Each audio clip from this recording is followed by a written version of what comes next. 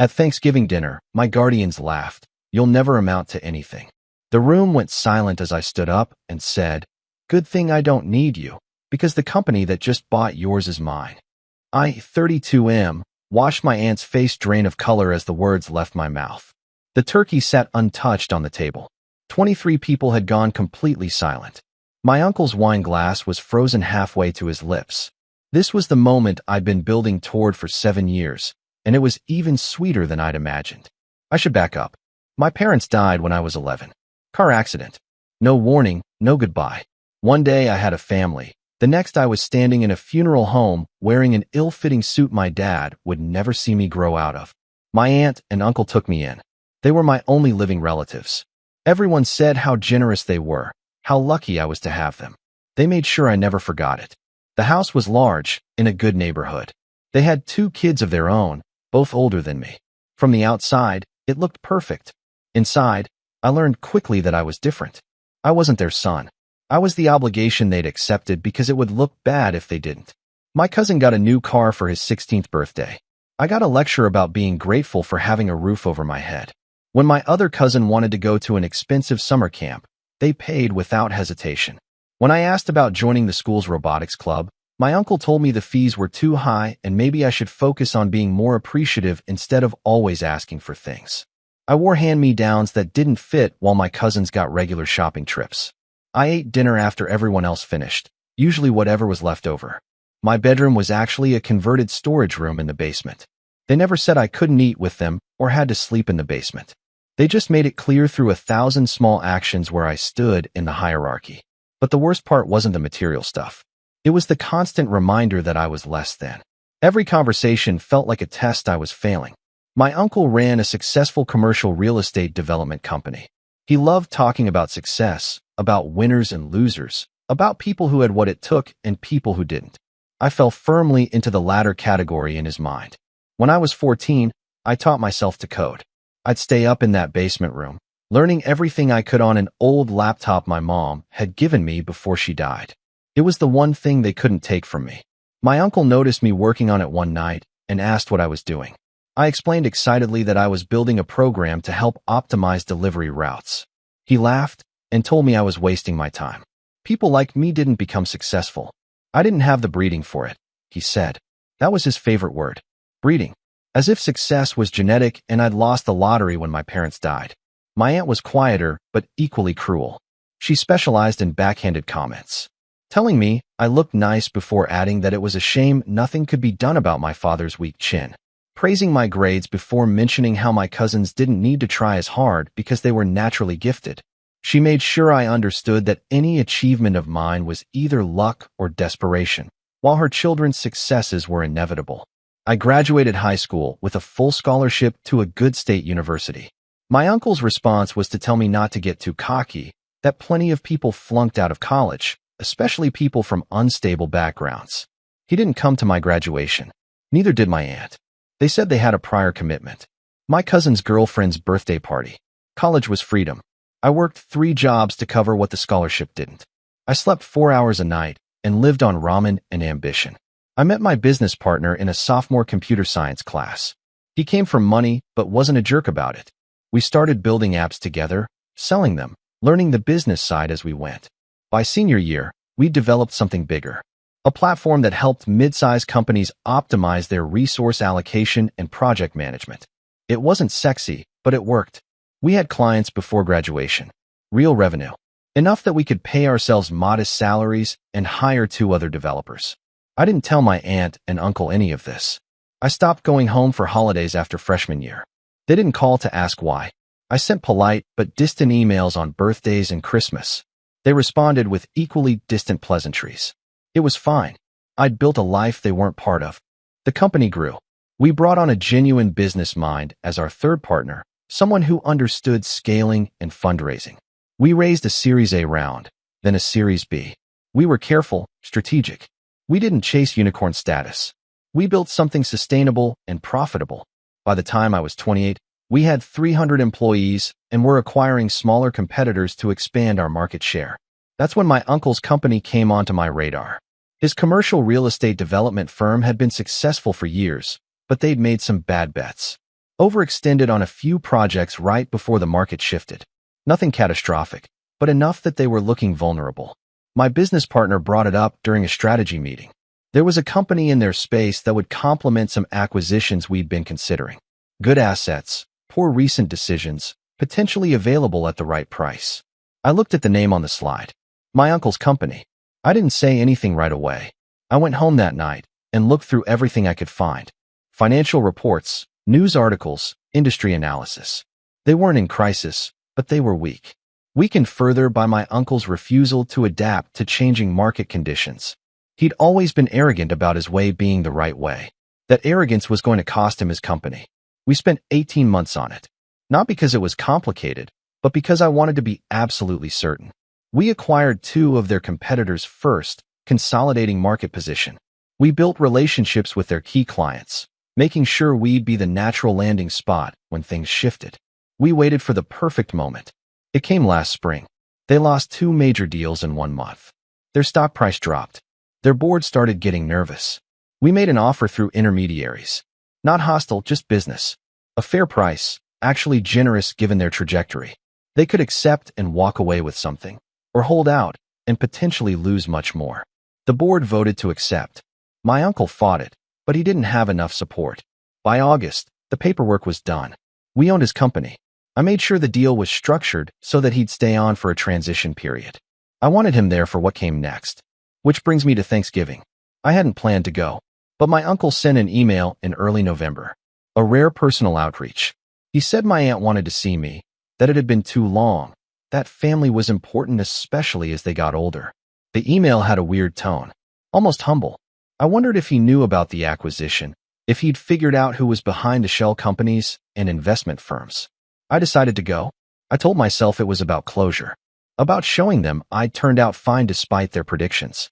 But honestly, I wanted them to know. I wanted them to understand exactly how wrong they'd been. The dinner was exactly like I remembered.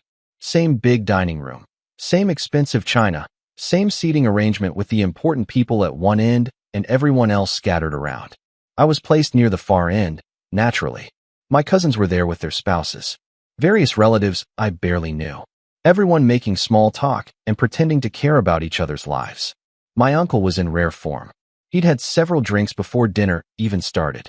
He was holding court about business, about the economy, about how hard it was to maintain standards when everyone wanted everything handed to them.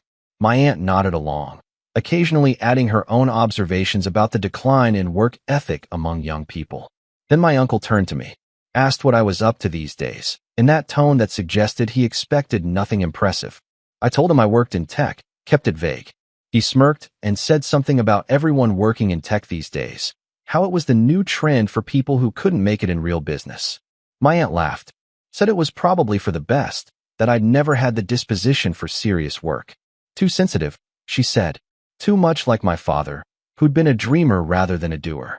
She said this casually, like it was objective fact rather than an insult to my dead parent. My cousin joined in, asked if I was doing okay financially, if I needed help. The condescension was thick. Everyone at the table was watching now, anticipating the entertainment of putting me in my place. That's when my uncle delivered the line. He said I should be realistic about my limitations, that some people were meant to lead and others to follow, and there was no shame in accepting which category I fell into. He raised his glass like he was making a toast and said I'd never amount to anything because I didn't have what it took. Several people laughed. Not mean laughter necessarily, just the awkward chuckling of people uncomfortable with the cruelty but unwilling to challenge it. The room felt hot. My heart was pounding. This was it. This was the moment I'd been waiting for without fully realizing it. I stood up slowly, set down my napkin, looked directly at my uncle. I told him I appreciated his concern about my career, that I'd actually done reasonably well for myself despite lacking the advantages of proper breeding, that I'd started a company that had grown quite a bit over the past decade, that we'd recently gotten into commercial real estate development through some acquisitions. His face started to shift. Confusion first, then something else. Recognition, maybe. I continued. Said we'd acquired a company just a few months ago. Nice firm, solid assets, though they'd made some questionable strategic decisions recently. Did he happen to know which company I was referring to? The silence was absolute. My aunt's fork had frozen. My cousin had gone pale. I smiled and said it was good that I'd never amount to anything, because I wouldn't need their approval or their help, especially since the company that had just bought his was mine. My uncle stood up so fast his chair fell backward. He demanded to know what I was talking about. His face had gone bright red. I explained calmly that the acquisition he'd fought against, the one his board had pushed through, that was my company. We'd been very careful to use intermediaries, but yes, I was the principal owner. His company now reported to mine. His job existed at my discretion. My aunt made a choking sound. Someone dropped a glass. My uncle started yelling, called me ungrateful, said I'd betrayed family, accused me of being vindictive and petty. The irony seemed lost on him. I let him rant. When he finished, I told him the transition period would last another 2 months, after which his employment would be terminated with a standard severance package. I'd had my lawyers draw it up. Very fair, very professional. I turned to leave and my aunt grabbed my arm. She was crying, asking how I could do this to them after everything they'd done for me. I looked at her hand on my arm, then at her face. Told her they'd given me a roof and food, and I'd been appropriately grateful. But they'd also made sure I knew every single day that I was less than, that I'd never measure up, that I was a burden they'd heroically shouldered. I told her I hadn't done this to hurt them. I'd done this because it was good business. Their company fit our strategic needs. The fact that it belonged to them was just a bonus that made the victory a bit sweeter. My cousin tried to jump in, defending his parents. I cut him off. Reminded him of the 16th birthday party where he'd gotten a car and I'd asked if I could take driver's ed, and my uncle had said I needed to earn privileges. Reminded him of every casual cruelty, every dismissive comment, every time they'd made sure I knew my place.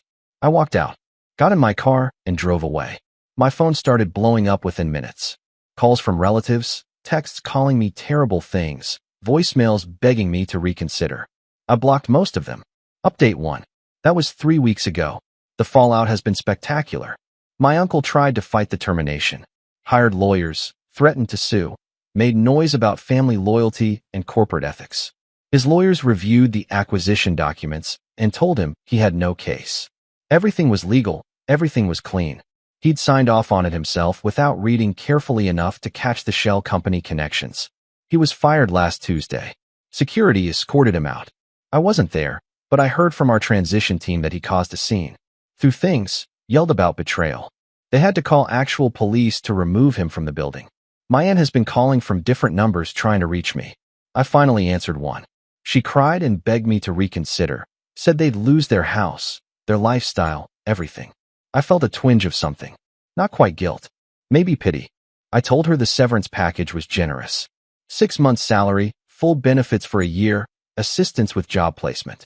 More than fair for someone who'd run the company into the ground. If they lost their house, it was because they'd been living beyond their means, not because I'd been unreasonable. She called me cold. Said I'd become exactly what I claimed to hate. That made me laugh. I'd become successful despite them, not because I was like them. There's a difference. The extended family has split. Some think I'm completely justified. Others think I went too far. That family should forgive. I find it interesting that none of them said anything when I was the one being mistreated. Cruelty was fine when I was the target. Now that I'd responded in kind, suddenly everyone cared about family values. My business partners have been supportive. They knew the full story before we made the acquisition. They'd voted to proceed specifically because it was the right business move, but they understood the personal element. They've helped run interference with the press and made sure our company's reputation stayed intact. My uncle went to the media, tried to paint me as vindictive, as someone who destroyed a family business out of spite. It didn't stick. Too many people in the industry knew about his company's problems, about his resistance to change. The narrative became about a younger, more innovative company acquiring a struggling legacy firm. Standard business. I've been sleeping better than I have in years. Update 2. It's been 2 months now. Things have settled into a new normal. My uncle finally stopped trying to fight. He took a position with a smaller firm, significant step down in prestige and pay. My aunt had to get a job for the first time in 30 years. They sold the house. I heard they're renting a condo now. Smaller place, different neighborhood. My cousin sent me a long email. He apologized. Said he'd never realized how bad things were for me growing up, that he'd been self-absorbed and hadn't paid attention. He said watching his parents collapse had made him rethink a lot of things. He asked if we could talk sometime. I don't know if I will. Part of me appreciates the apology. Part of me thinks it's only coming because consequences finally touched his family. Would he have cared if they were still on top? The company acquisition has been successful beyond projections. Turns out when you remove incompetent leadership and implement actual strategy, businesses improve. We've retained most of the good employees and cleared out the dead weight. Revenue is up 18%. I went to my parents' grave last week. First time in years. Told them about everything. About building the company, about the acquisition, about Thanksgiving dinner. I cried for the first time since this all started. Not sad tears exactly. Release maybe. I think they would have been proud.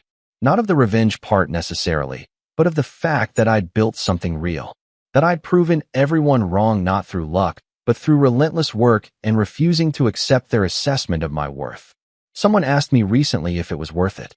If the satisfaction of taking down my uncle's company justified the family drama, the burned bridges, the moral complexity of mixing business with personal grievance. I told them yes. Absolutely yes. Because this was never just about revenge. It was about proving to myself that their judgment didn't define me.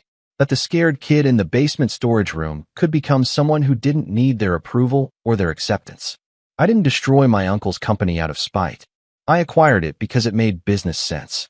The fact that it also let me show them exactly how wrong they'd been about me, that was just the universe finally balancing the scales. They spent years making sure I knew I'd never be good enough. Turns out I was better than all of them. And that Thanksgiving dinner, watching my uncle's face as reality crashed down on him, watching my aunt realize that the burden they'd shouldered had become their boss, that was the best turkey I never ate.